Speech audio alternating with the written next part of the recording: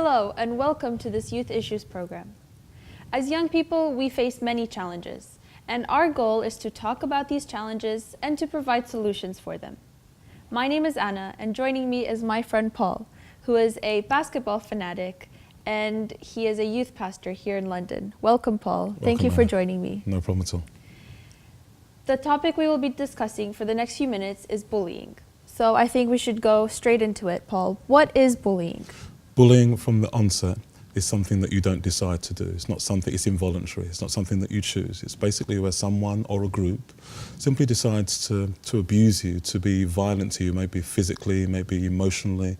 They simply decide to pick on you, whether it's because you've got glasses, whether it's because you've got red hair, maybe if you're gay, or even if you're black or you're white or you're an immigrant.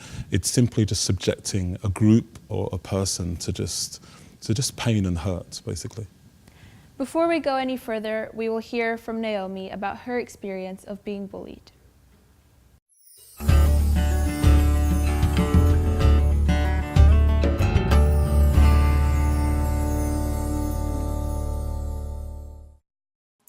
Hi, my name's Naomi and I am going to talk to you about my experiences of being bullied while I've been at university. As a bit of background, I've never really been bullied before. I've never been incredibly popular and the centre of attention all the time, but I've never had people be intentionally malicious towards me a lot. So it was kind of a new experience and a bit of a shock to the system. As a bit of background, the people that were bullying me were actually a few of my housemates, which has made it really, really difficult because, you know, home is meant to be your safe haven where you escape from everything, and unfortunately that hasn't been the case. My closest friends from university, there was a group of about 10 of us, and 8 of them, I think, have gone on placement. So between their second and third years, they've taken a year out to go into industry and have that experience while I've been left behind. So I can't really remember how it all started. I remember there being problems by November because I remember calling my mum, I think it was the second week of November, and just not being happy, not being upset, but there just being a few small issues that kind of weren't making life perfect, so to speak. There was one night, and it was my boyfriend and myself. It was our first year anniversary, and it was the night we were cooking in the kitchen, and just out of nowhere there was just a vicious attack by 2 of my housemates who presented me with a really long list of everything they hate about me and everything that I do wrong and why no one should ever love me and things like that. And I just got really upset. I apologised them profusely. I didn't mean to cause anyone any difficulties. Obviously no one's perfect, but I never got my chance to say anything to them back. Obviously there's a two-way street, and since then I have tried to, you know, speak to them about what perhaps hurts me as well as hurts them. But unfortunately, every time I've had that conversation with them, it just turns into an attack about me again, rather than, you know, a conversation between adults that admit that they're not perfect. And so it's really been a struggle. So I haven't had a proper conversation with my housemates since that night in February, which would be February the 4th. And it's now June the 11th, and I'm still in this house.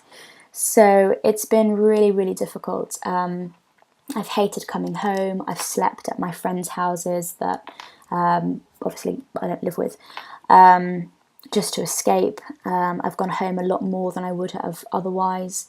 I just generally hate being here. More often than not, I'll pretend to have a phone call when I enter the house because no one talks to me when I enter the house or asks me any questions about how my day was or how I am. I try to talk to them, but it just doesn't work. So most of the time I pretend I'm on the phone to kind of prevent that experience of just being rejected every day when I wake up and when I come back from uni.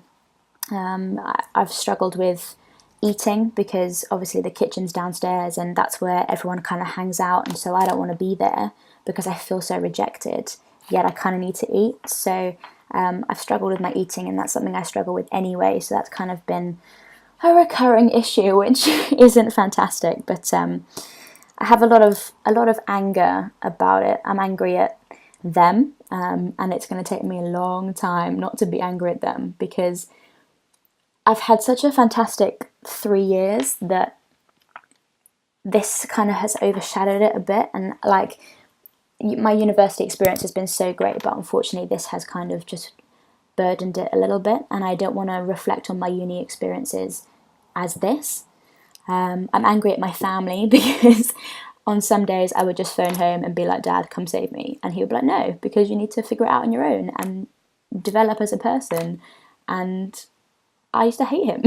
Not really, but sometimes we just want mum and dad to solve all our problems, and sometimes they don't. So that wasn't great. And most of all, I was angry at God because I prayed so hard every day that he would deliver me from this situation, and he didn't. I didn't find anywhere else to live. I looked, I couldn't find anywhere else to live. I tried to resolve the situation and it didn't get resolved. And so I was angry at him for not changing my situation. But one of my favourite Bible texts is Jeremiah 29:11, which of course is cited by everyone during exam season. And I'm going to cite it again. He knows the plans that he has for me, plans to prosper me. You know, like, that really stayed with me this whole year, and I feel that as I've only got a week left until uni's over, I feel that he's really been with me and made me a stronger person as a result. I've learned a lot about myself as a result of these experiences. And I know that sounds really cliche, but I really have. And I think I'm now leaving university. I'm 21. I'm going into the big wide world. It's important that I know my weaknesses, and it's also important that I know my strengths. And my strengths are that I could have quit uni, and at some points I really did come close. That's how bad it was. But I didn't. I stuck with it, and I really prevailed with it. My weaknesses are that I let other people's opinions have too much influence in my life, but I need to work on that. And ultimately, my relationship with God has got so much stronger as a result of these experiences, which is something that I'm really happy about. And to an outsider, it may not seem that these experiences were so bad. You know, I wasn't slapped around, and I didn't have things thrown at me, and, like, you know what I mean. But it's really difficult coming to a place where you live and hearing people talk about you, and invitations to meals out and shopping trips being shouted up the stairs at other housemates, but not to me. They're going on a holiday next week and I'm not invited, and they went on a shopping trip today and I wasn't invited. Last week I wasn't invited to a birthday party that was happening in my own house, so I just had to stay in my room. There's just been a lot of things like that, and even if it happens every week, it just makes you feel like nobody loves you and will ever love you. So it's been really hard, and it's kind of knocked my self-esteem and my self-confidence so hard. But as I said, positives out of everything. You know, I find that I connect with God through music, and so therefore through music I find a sense of hope and a faith that things will get better. And so I can recommend so many songs for anyone who's ever in this situation. But Marvin Sapp has a few songs, More Than a Conqueror, Here I Am, Keep Moving. Yeah, I'm not going to go into the whole playlist because I'll be here all day. But they really got me through this time. Just whack them on and just lose myself in prayer, lose myself in a sense of just hope filling over me, and a sense of feeling that I will get through it and that I will grow as a result.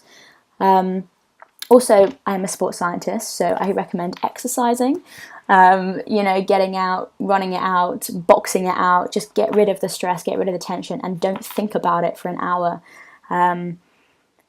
You know, when things are posted on social media about you, sometimes, or at least I found that I had a bit of an obsession with constantly checking, like, my housemates' social media, because I was just obsessed with the situation. It was almost like an addictive depression. So, you know, finding ways to just escape from your house or from the situation that you're in, getting out. I'm seeing someone run past now. Getting out and just releasing that, like, sense of catharsis, just getting rid of it. That's really benefited me a lot. What else? You know, I've really, like, lent on my family and my friends a lot. My boyfriend has been absolutely incredible. throughout this whole thing, and almost without him I probably would have quit uni. But my brother's at the same uni as I am, and he's always been there if I needed to pop round, or he's always, well, he's literally just around the corner, which is not great in some ways. But he's always been there. My parents have always been down the end of the phone, because sometimes you just need to rant, because if you don't rant, it builds up inside you and then it explodes, and that's never a good thing. So lots of thanks to mum and dad for always being on the phone when I'm crying down the phone saying I want to come home, and they're just letting me get it all out without judging, without passing opinion, without giving advice, and until that point where I need it, just letting me get it all out. So at the same time, if you know someone that's going through it, just let them take it out. If you feel that they're getting at you, they're not. They just need to release it. It's really difficult being in a constant state of stress. Imagine it's almost like being in exam period for 9 months. Imagine that. You just need to kind of vent. You need to get it out. So just be there for them if they need you to be there. So yeah, that's kind of my experiences. I don't think I've got anything more to say. Yeah, so there's an upside to everything. Try and stay optimistic. Definitely have reconnected with God on another level that I had forgotten existed. So I'm so grateful for that. It's so easy to get caught up in the uni life and forget about God, really. So I'm really glad that this experience gave me that opportunity. Yeah, it's still hard, and I'm a little bit worried about going downstairs now because I am in this house and they could have heard, but never mind. I'm a stronger person, and they won't break me, and they won't break you either. So stay strong, stay connected to God, stay connected to the people that you know love you, because you need to feel loved. And if anybody ever needs to talk, I've been there, let me know, and we'll see if I can help. Thanks very much, and enjoy. Bye.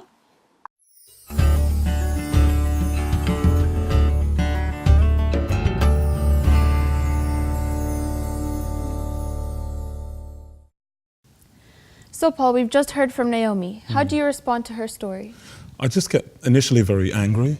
Anytime you hear stories of bullying, you sort of want to get in there and just support her. But the great thing about Naomi's story also was the fact that she just had support around her as well. So it sort of not ended in a good way. But I didn't feel totally depressed at the end. But I think any stories of bullying are just unnecessary, and you just wonder why. Have you been bullied? Yeah, I have. I know it's. I often stand in front of my church and I say, I know you're not going to believe this, but I was bullied. I was bullied at school, and it was tough. It was very difficult. When you go shopping, when you use new shoes or new software or anything new, it's normally new is exciting. You have a Christmas feeling, you want to unwrap it. Yeah. I went to a lot of new schools, and new schools meant for me depression because I knew what was going to happen. I knew that I was different. And I knew that I was going to be bullied, and I almost expected it, and it wasn't a very nice experience. So you experienced bullying kind of in all the schools you went, and it just became a pattern. It just became a pattern. I went to school at a time when difference was very high, and it was obvious that I was different. I went to a school I was the only black in 1,200 children, and it was just very painful experience. But having said that, I did see other people getting bullied. I saw people who wore glasses got bullied, or people that were too clever, or people that with red hair get bullied. I saw bullying in very different guises. I wouldn't say it was just myself. It was just any minority. I see. Could you please tell us how you were bullied?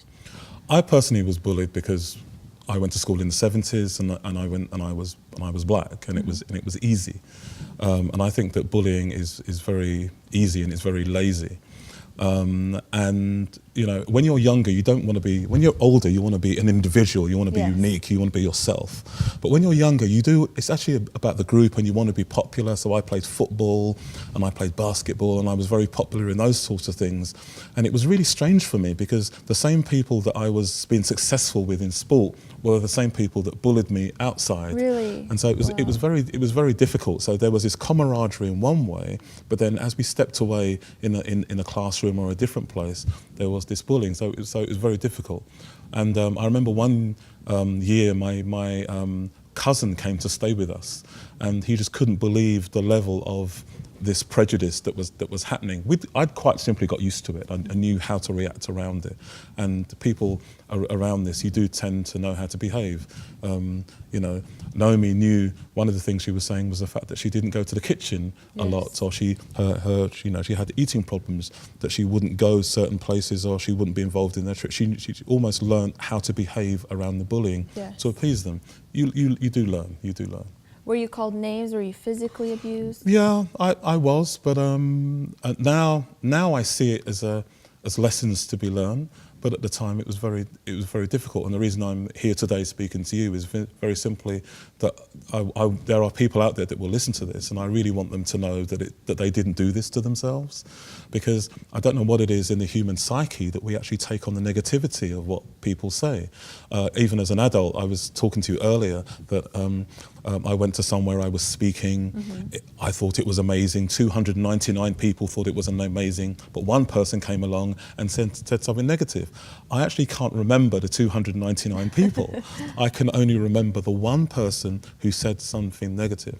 And I think that in all the talk of bullying, that what I found is that really, rather than get rid of it, we need to create a bigger voice. There needs to be a bigger voice on our shoulder that literally says, you're amazing, that you're wonderful, that you're destined for greatness, that you can do it, that you can go for it, rather than the voice that we sometimes listen to, that sometimes is told to us that we can't do it. Because I think that bullying very much is about a self-esteem issue. Yes. So you have to work on maintaining a high self-esteem even though you're bombarded with all these negative comments. I think we have to do in life. I just think that from a bullying perspective, we have tended to listen to it, and we've tended to act it out. So in the end, we actually believe what these people say about us. And it isn't until later on that maybe we fight against it, that someone believes in us. We may talk about things that we should do, but I remember in my situation, there was a guy, and I always mention his name. His name was Simon Pope. And he saw my bullying at school. And one day he said, "Come with me." And it was great because he was a bigger bully, and he said, "Come with me." And it's almost, he metaphorically held my hand through some periods of school. And when I was with him, there was no bullying. And it was a wonderful experience to have someone there that was just, as when they saw him, they didn't come to me because they knew that I was protected. So Naomi talks about the fact that she has a family, that she has a brother around the corner, she has a support structure. And I would say that this is really important, that you literally find people that can support you, find people that will listen to you, find people that will make you strong, because sometimes you can't make yourself strong on your own. Why do you think people bully in the first place? I just think it's lazy. I think it's easy. I think you don't have to make a lot of effort. We see this in our own society when we talk about immigration at the moment, of people from Eastern Europe or whatever, that it's just easy because we don't know about them. So it's easy just to pick on them for whatever reason there is. And it's more difficult for us to get a step closer and to actually ask them questions and see what about their life. And I think also the other part of bullying is that I think that there is a macabre enjoyment in the pain. I think that as a human being, they see your pain, and somewhere along the line, they enjoy it. There's a control mechanism. There's power in this. And there's, as much as there is power, there's also a powerlessness in this. And from my perspective, I really want to address that area, the powerlessness of this experience. I've heard many stories where people who bully are bullied themselves, and this is why they choose to bully. Maybe kids at school, at home, maybe by their siblings or by their parents, they're bullied. So then they take this experience and they bully at school, for example. Do you think maybe more support needs to be given to people who bully? I think so. I think there is an argument for that. But I also truly think that bullies don't think that they're bullying now when they're doing it. When they're doing it, they're actually doing it. There's an enjoyment, there's a wonderfulness about it. A year ago, I received 2 letters from, they're actually for Facebook essays, from bullies of my school. That two of the bullies came back to me and they wrote this letter and they were really apologetic. One of them came to me specifically because he now had a mixed race child, and his child was going through bullying, and he remembered how he bullied me at school, and then he wrote this thing. So I think at the time when a bully's going through it, that maybe they don't see what they're doing, that it's just enjoyment, and also they get a lot of notoriety. They're popular, and who doesn't want to be popular? And then you don't want to be known as a diplomat at school. You want to be known as the man or the woman, so to speak. And so maybe there is something about the modelling that happens in their homes, but regardless of that, there is a pain that goes on, and I think that needs to be addressed first. Can I ask you, how long did it take you to kind of overcome this bullying when you were bullied in school? Naomi said that she knows it's going to take a long time for her to forgive what's happened to her. I'm going to be honest with you. I think that I am over 50, and I think I'm still affected by the bullying that happened in my school.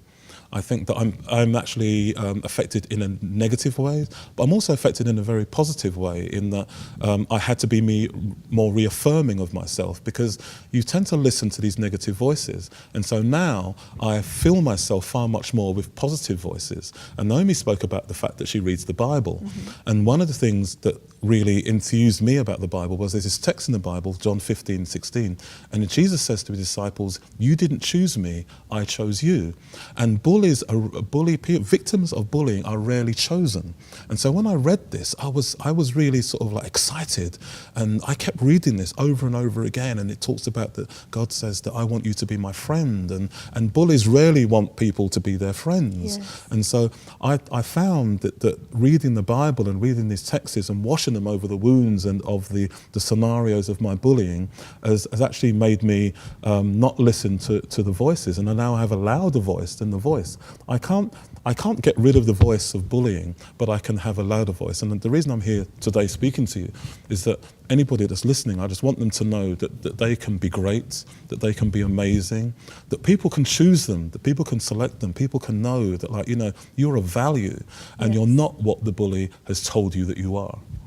That's great. I hope that a lot of people get hope from this. I really do too. Experience that you're sharing. I do too. What's your opinion on people who see bullying, but they don't do anything to stop it?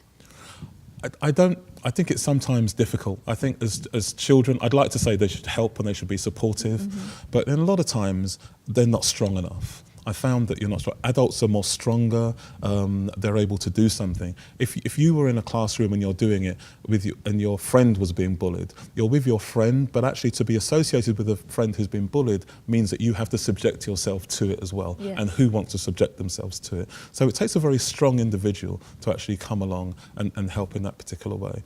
So I think that bullying, the victims of bullying will talk a lot about the isolation, the physical isolation, and also the mental and social isolation. The isolation which comes from the fact that they start believing what has been told of them, and actually they withdraw. They simply withdraw from their friends, from their society, and this process just continues.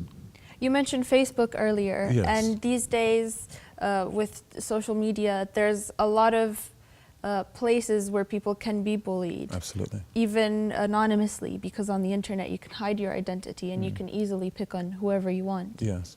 I think cyberbullying is obviously a new genre to us, and the great thing about cyberbullying is that you can block, there are now parameters of which you can mould your profile, and I think those things should be done, and those things are healthy. But also, the problem I find just with the cyberbullying is that once you step off, you have to go back into real life. You have to go back into your school, into your college, into your place of work. And you still have to confront this. And so I still think that there are boundaries that you need to set up.